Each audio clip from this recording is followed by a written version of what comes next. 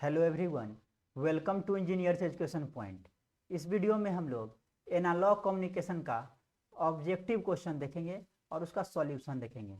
चलिए क्वेश्चन की ओर चलते हैं।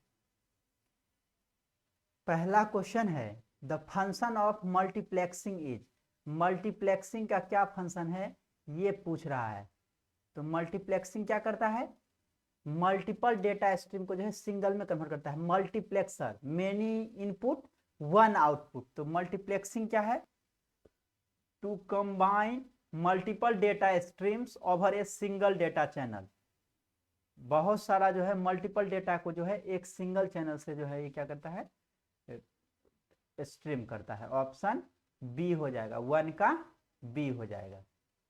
क्वेश्चन नंबर 2 है, the modulation technique that uses the minimum channel bandwidth and transmitted power is. कह रहा कौन सा मॉड्यूलेशन जो है जिसमें मिनिमम बैंडविड्थ का जरूरी पड़ता है, मिनिमम बैंडविड्थ का जरूरी पड़ता है। तो देखिए मिनिमम बैंडविड्थ और पावर का बात कर रहा है। तो एफएम में जो है इसका बैंडविड्थ कितना होता है? इसका तो बैंडविड्थ ज्यादा होता है। कार्सन्स रूल से 2 डेल एफ प्लस एफएम होता है। डीएसबी एफसी का बैंडविड्थ कितना होता है? डीएसबी एससी का डबल साइड बैंड सबटेस्ट कैरियर का 2 एफएम होता है। वीएसबी का क्या होगा? एफएम से बड़ा होगा और 2 एफएम से छोटा होगा। और डी एसएसबी का क्या होगा? सिंगल साइड बैंड का बैंडविड्थ जो है एफएम के बराबर होता है।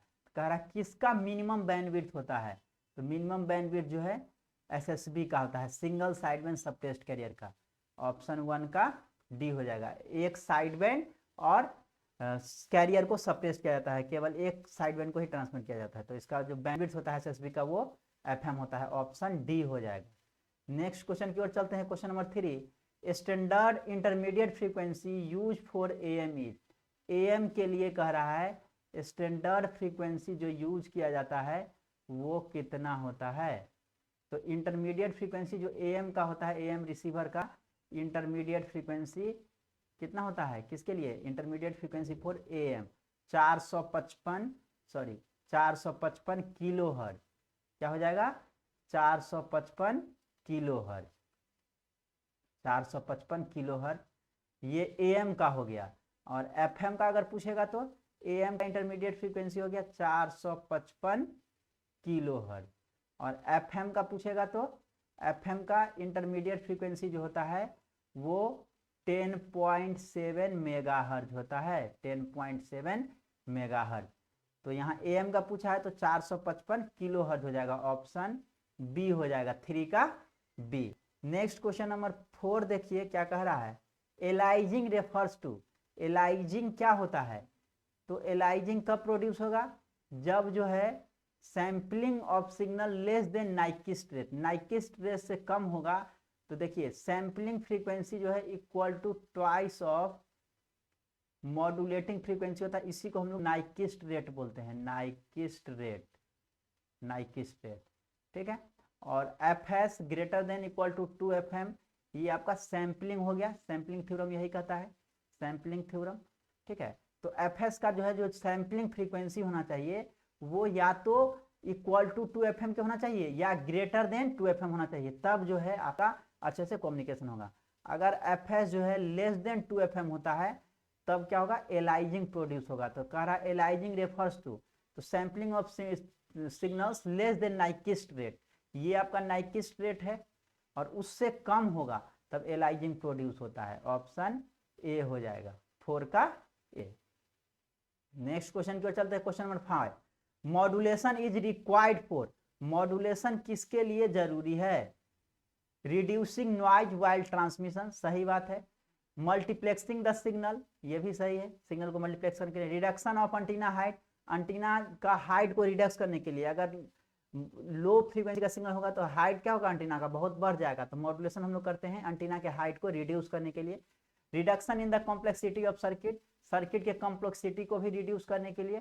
तो सभी ऑप्शन हो जाएगा, all of the above. Option E हो जाएगा 5 का, सभी सही है। नेक्स्ट क्वेश्चन है question number 6, bandwidth required in SSB signal, SSB SC signal if FM is modulating signal. कौन सा सिग्नल है? तो एसएसबी एससी सिग्नल है, SSB SC, single sideband suppressed career. तो इसका जो बैंडविड्थ होता है वो एफ है, मॉड्यूलेटिंग फ्रीक्वेंसी के बराबर होता है। ऑप्शन डी हो जाएगा, 6 का डी हो जाएगा। नेक्स्ट क्वेश्चन देखिए, question number 7, modulation demodulation is, demodulation क्या है, डीमॉड्यूलेशन क्या है? तो डीमॉड्यूलेशन क्या है? डिटेक्शन भी हम लोग बोलते हैं, डीमॉड्यूलेशन या डिटेक्शन, और recovering information from modulated signal, both A and B हो जाएगा। ऑप्शन सी हो जाएगा, बोथ ए एंड बी, दोनों सही है। डिमॉड्यूलेशन क्या है? डिमॉड्यूलेशन एक डिटेक्शन है, recovering information from modulated signal, जो मॉड्यूलेटेड सिग्नल होता है, जो मैसेज सिग्नल होता है, वहां से इंफॉर्मेशन को रिकवर किया जाता है डिमॉड्यूलेशन में, ठीक है ना। तो ऑप्शन सी हो जाएगा, both A and B. Next question देखिए, क्वेश्चन नंबर 8 कह रहा, in amplitude modulation bandwidth is dash the audio signal frequency.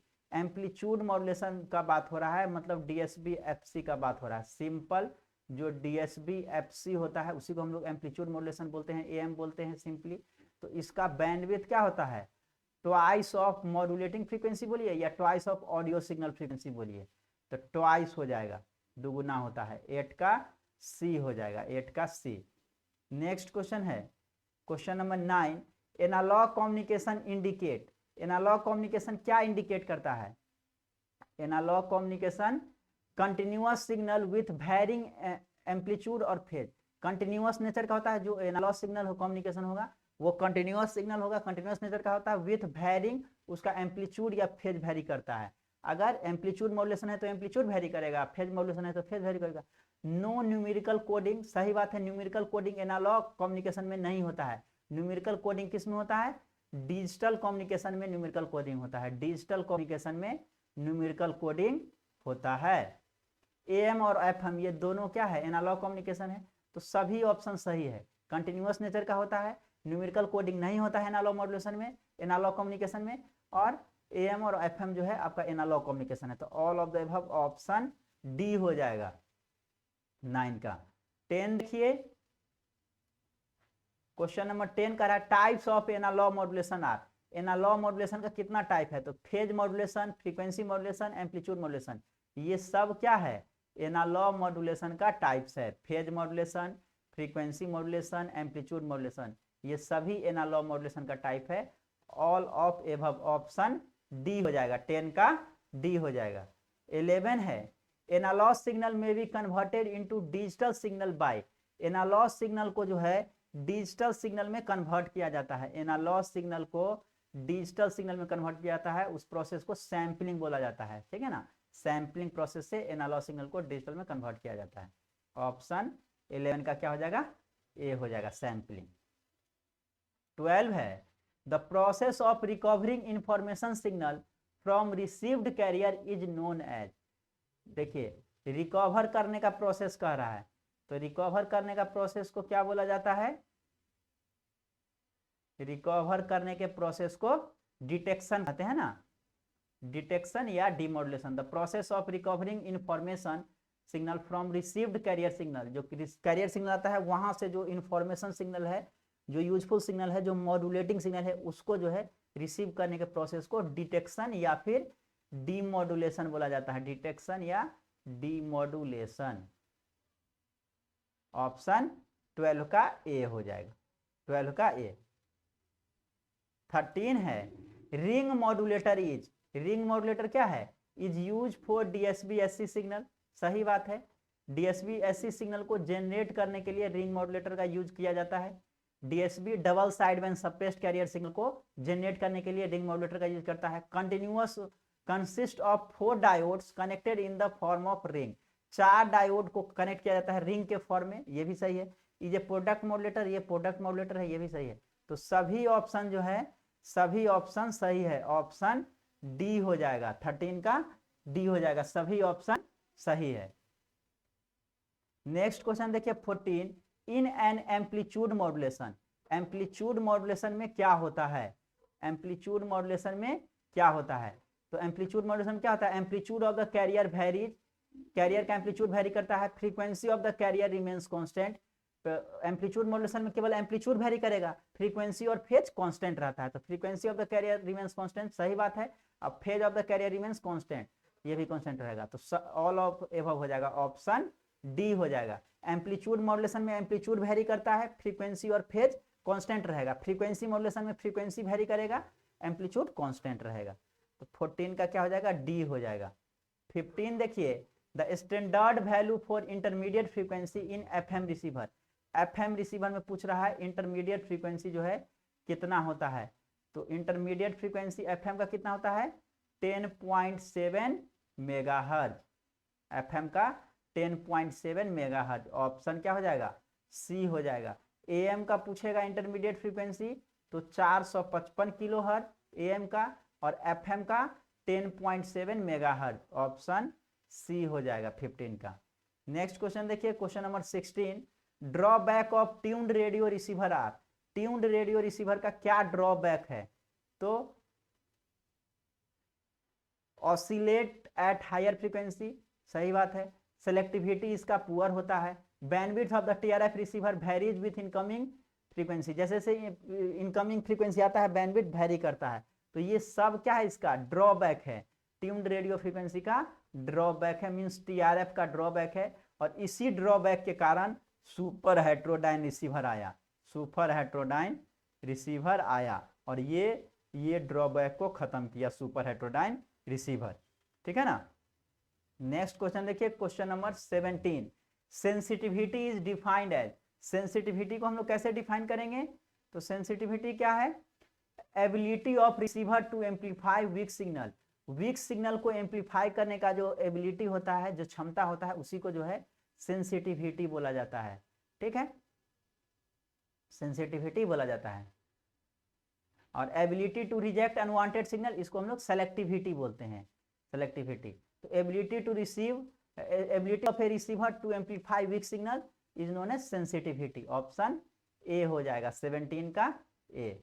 18 को नंबर क्वेश्चन देखिए, क्या कह रहा है, pre emphasis is done. Pre emphasis कहाँ किया जाता है, for boosting of modulating signal voltage.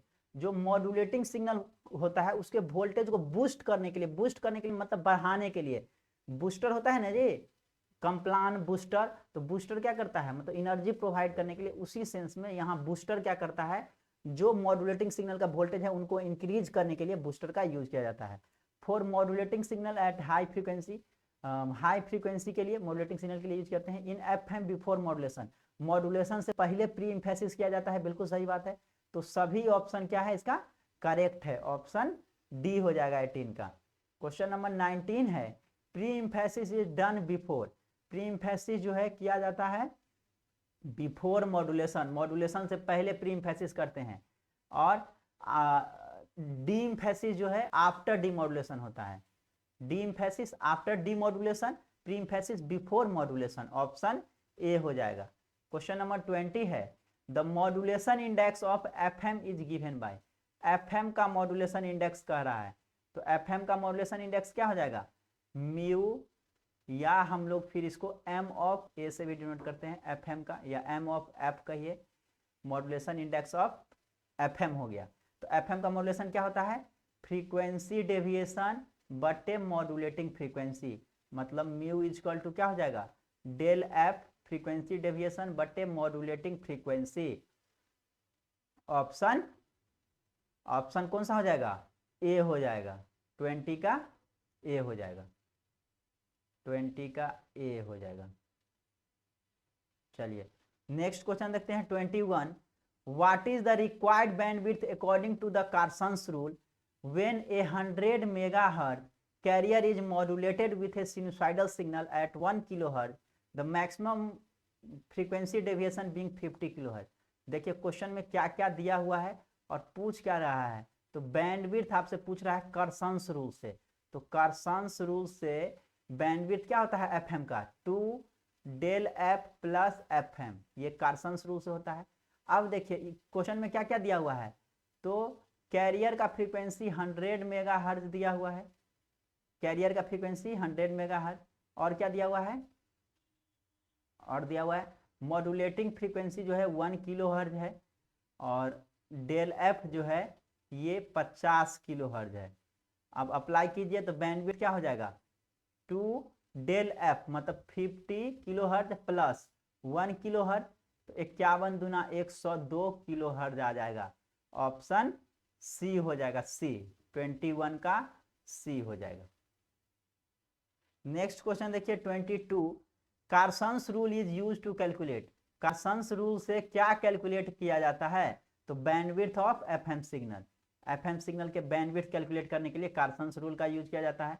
और कार्सन्स रूल से बैंडविड्थ क्या होता है 2 del f plus FM, where del f क्या है, तो ये फ्रीक्वेंसी डेविएशन है, maximum frequency deviation, frequency deviation है। और एफएम क्या है, तो एफएम है मॉड्यूलेटिंग फ्रीक्वेंसी, मॉड्यूलेटिंग फ्रीक्वेंसी। ये कार्सन्स रूल से ये बैंडविड्थ होता है। हम लोग बैंडविड्थ कैलकुलेट करने के लिए कार्सन्स रूल का यूज करते हैं। नेक्स्ट क्वेश्चन देखिए 23, calculate the modulation index in an FM signal when FM modulating frequency is 250 hertz. देखिए क्या क्या दिया हुआ है और क्या कैलकुलेट करना है, तो मॉड्यूलेशन इंडेक्स कैलकुलेट करना है। फार्मूला अभी हम लोग मॉड्यूलेशन इंडेक्स का देखे थे। मॉड्यूलेशन इंडेक्स कैलकुलेट, एफएम दिया हुआ है, एफएम दिया हुआ है 250 हर्ट्ज और डेल एफ कितना दिया हुआ है, तो 5 किलो हर्ट्ज दिया हुआ है ना। अब देखिए यहाँ से तो मॉड्यूलेशन इंडेक्स क्या होता है, ये डेल एफ बटे एफएम होता है। डेल एफ कितना है, तो 5 किलो हर्ट्ज है, तो 5 हर्ट्ज में कीजिएगा तो 5000 हर्ट्ज हो जाएगा, 5000 हर्ट्ज बटे मॉड्यूलेटिंग फ्रीक्वेंसी कितना है 250 हर्ट्ज है, हर्ट्ज हर्ट्ज कट गया 250 से काटिए तो 20 हो जाएगा। तो मॉड्यूलेशन इंडेक्स कितना आ जाएगा 20 आ जाएगा। 20 ऑप्शन कौन सा हो जाएगा 23 का ऑप्शन ए हो जाएगा। 24 नंबर क्वेश्चन है, a 100 megahertz carrier is frequency modulated by 5 kilo hertz wave for a frequency deviation of 100 kilo hertz, calculate the carrier swing of the FM signal. FM signal का carrier swing निकालना है। Career swing क्या क्या दिया हुआ है, तो FC दिया हुआ है 100 मेगाहर्ट्ज और क्या दिया हुआ है, एफएम दिया हुआ है 5 किलो हर्ट्ज और डेल एफ जो है दिया हुआ है 100 फ्रीक्वेंसी डेविएशन 100 किलो हर्ट्ज दिया हुआ है। कैरियर स्विंग निकालना है, तो carrier swing is equal to क्या होता है 2 into del f, twice of frequency deviation. तो फ्रीक्वेंसी डेविएशन 100 किलो हर्ट्ज दिया हुआ है, तो कैरियर स्विंग कितना हो जाएगा 200 किलो हर्ट्ज हो जाएगा, दूना होता है। ऑप्शन डी हो जाएगा 24 का। 25 देखिए कह रहा FM is disadvantageous over am signal because, कह रहा एफएम का क्या डिसएडवांटेज है एएम के कंपैरिजन में, तो much wider channel bandwidth is required. सही बात है, एफएम का जो बैंडविड्थ होता है वो एएम से बहुत ज्यादा होता है। FM signal are more complex and costlier, FM signal जो है एफएम सिस्टम जो होता है वो कॉस्टलियर महंगा भी होता है और कॉम्प्लेक्स भी होता है, तो ये दोनों इसका डिसएडवांटेज है। Adjacent channel interference is more, नहीं एडजेसेंट चैनल इंटरफेरेंस जो है लेस होता है एफएम में, तो ये दोनों क्या है डिसएडवांटेज है। तो both option A and B, 25 का क्या हो जाएगा डी, ये दोनों डिसएडवांटेज है एफएम का कंपैरिजन टू एएम। तो इसमें हम लोग टोटल 25 क्वेश्चन को किए जो कि मोस्ट इंपोर्टेंट क्वेश्चन है एनालॉग कम्युनिकेशन का। Thank you for watching this video, thank you so much.